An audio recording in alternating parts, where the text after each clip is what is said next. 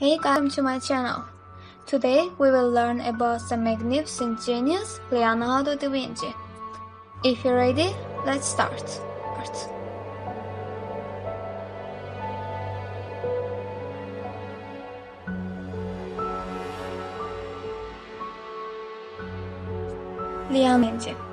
Leonardo da Vinci was an Italian man who lived in the time of the Renaissance.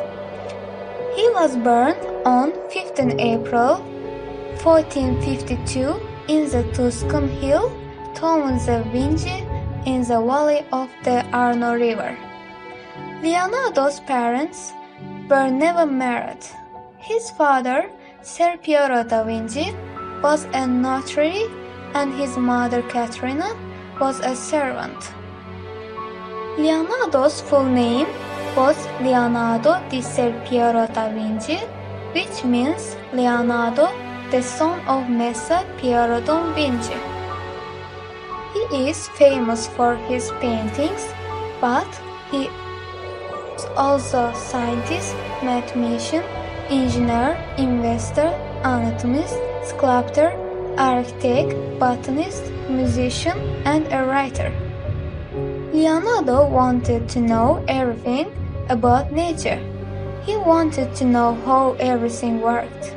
He was very good at studying, designing, and making all sorts of interesting things. Leonardo was born at Vinci, which is a small town near Florence, Italy. He was trained to be an artist by the sculptor and painter Verrocchio. He spent most of his life working for rich Italian noblemen. In his last year, he lived in a beautiful home given to him by the King of France. Two pictures are among the best-known paintings in the world, the Mona Lisa and the Last Supper. He kept notebooks with notes and drawings of these ideas. Most of his inventions were never made. Some of his ideas were a helicopter, a tank, a calculator, a parachute, a robot, a telephone, evolution, and solar power. Leonardo started painting while he was still a boy. In 1466, when Leonardo was 14, his father took him to Florence to be apprenticed to the artist Verrocchio. Verrocchio had a big workshop that was one of the busiest in Florence. Leonardo was learning to be an artist, so he had to learn drawing, painting, sculpting, and model making. While he was at the workshop, he was able to learn all sorts of other useful skills: chemistry, metallurgy, metalworking, plaster casting, leatherworking, and mechanist. Leonardo was not the only young painter at Verrocchio's workshop. Many painters were trained there or often visited. Leonardo was a tall, handsome man. He was so strong that he could bend horseshoes with his bare hand. His voice so beautiful that it charmed everyone that heard it. Almost everyone wanted to be his friend. He loved animals, was a vegetarian, and would buy birds at the market and set them free. Leonardo, like most other well-known artists of his time, had servants, young students, and older assistants in his workshop. One of his young students was a boy whose name was Giacomo Caprotti da Oreno. He was a handsome boy with beautiful long golden curls. He looked perfect as an artist model for an angel. But he was such a difficult and dishonest boy that Leonardo called him Salai or Salaino, which means the little devil.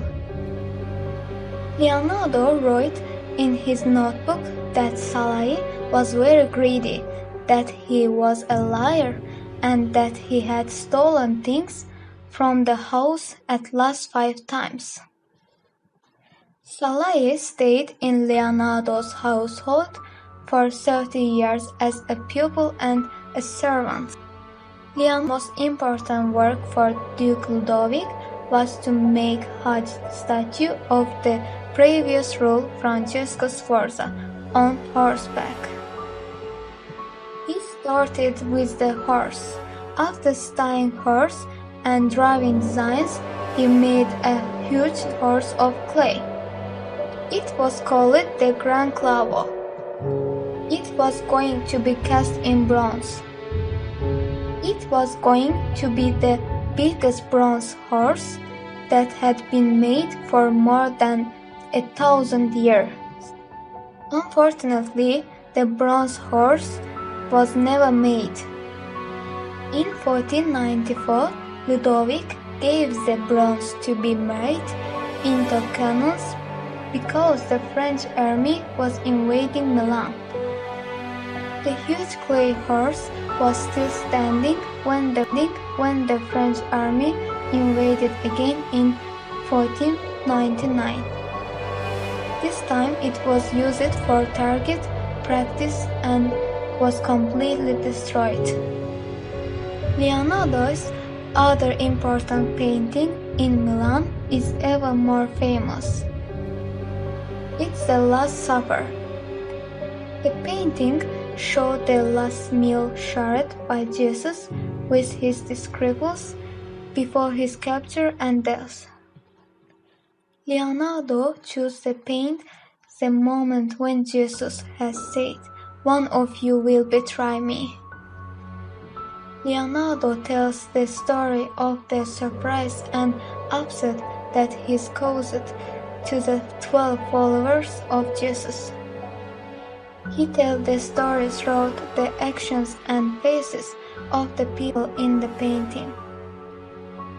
Some of them are talking, some of them have stood up, some are raising their hand in horror.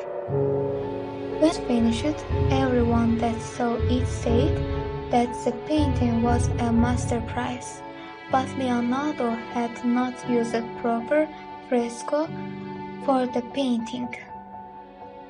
He had used tempera over gesso, which is not usually used for wall painting.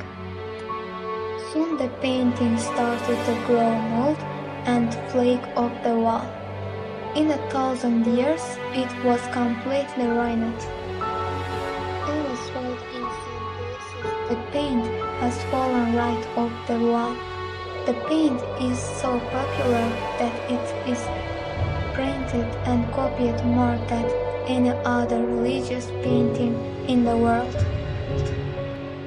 In 1999, Ludovic il Moro was overthrown. Leonardo left Milan with his servant Salai and a friend Luca Polisi, who was a mathematician. They went to Venice. Leonardo worked as a military architect and engineer. Because Venice is a city on many islands, Leonardo tried to think of ways to defend the city from a naval attack. In 1500, Leonardo went back to Florence, taking his household of servants and apparitions with him. Leonardo started work on a new painting. He drew a large cartoon. This means a drawing that is a plan for the paintings. The cartoon showed the Virgin Mary sitting on the knee of her mother. Mary holds the baby Jesus in her arms. Jesus stretches out his hand to his young cousin, John the Baptist. The drawing is now in the National Gallery, London. Even though it is old and faded, and is kept in the dark room, people go to the gallery to sit front of every day. Like many Leonardo's projects, the painting was never done. In 1553, Leonardo worked for Casera Borgia, a powerful noble who was the son of Pope Alexander VI. Leonardo traveled around Italy with Borgia as a military architect and engineer. Late in 1503, Leonardo returned to Florence. He rejoined the Guild of Luke. He was given a very important commission. The Signora of the city of Florence wanted 2 large frescoes painted on the wall of the most important room of the Signora Palace. Michelangelo was to paint the Battle of Cascina, and Leonardo was painted the Battle of Argira. Leonardo began the projects by studying and drawing the face of angry men and fighting horses. These drawings can still be seen in his notebook. But unfortunately, this was to be another failure for Leonardo. When he painted the picture on the wall, instead of using fresco, he mixed the paints with oil. The paint would not dry. Leonardo lit some fire to dry it, and the paint melted. Peter Paul Rubens drew a copy of the middle part. After a time, the town council covered it up and got somebody else to paint the wall. Michelangelo did not finish his painting either, because the Pope called him to Rome. In about 3, Leonardo began painting the portrait of a woman known as Mona Lisa, the most famous portrait that has ever been painted. He continued working on it for many years. It's a small picture painted in oil and a wooden panel. It shows the face, upper body, and hands of a woman. He is very plainly dressed. For a portrait, a woman would usually put on her best clothes and jewelry. But Mona Lisa has a dark dress and a fine black veil over her head. Leonardo often leaves symbols in his paintings that give clues about her person. The usual thing about this picture is the smile. The smile is the clue to her name, Mona Lisa Giocondo. Giocondo means the joking one. Mona Lisa is short of Madonna, which means my lady. The reason why the painting is so famous is that it seems to be full of mystery.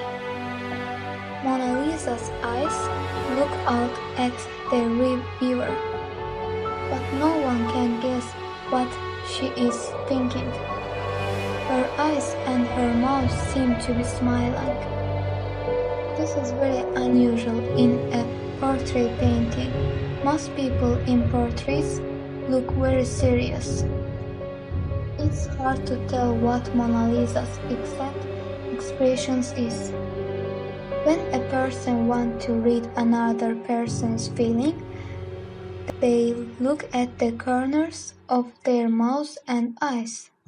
But Leonardo has painted so shadows in the corners of Mona Lisa's mouth and eyes to disguise her expressions. The soft shadows are also found on the side of her face, her neck and hands. The way that Leonardo uses shadow is called sfumato. In 16, Francis I invited Leonardo to go to France with him. He gave Leonardo a beautiful house called Clos Luce. It's near the King's Palace, Quito-Amboise.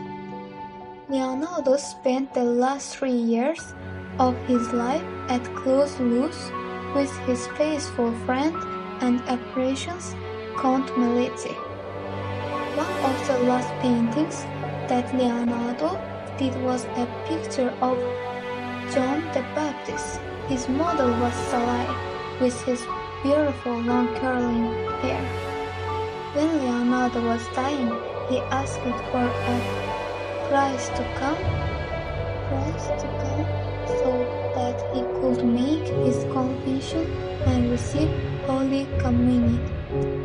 Leonardo died at Cluse on May 2, 1519. King Francis had become a close friend. The king held Leonardo's head in his arm as he died. Leonardo had never married and had no children of his own. In his will, he left his money, his books, and most of his paintings to Count Melizzi. Leonardo also remembered his other pupil Salai and his servant Battista di Villusis, who each received half of Leonardo's vineyards near Milan. Leonardo left to his serving woman a black cloth with a silver edge. Salai was owner of Leonardo's most famous oil painting, the Mona Lisa. He still owned it a few years later when he died after fighting in death. So that's it. Thanks for watching. If you liked the video, please do not forget to subscribe by clicking the like button.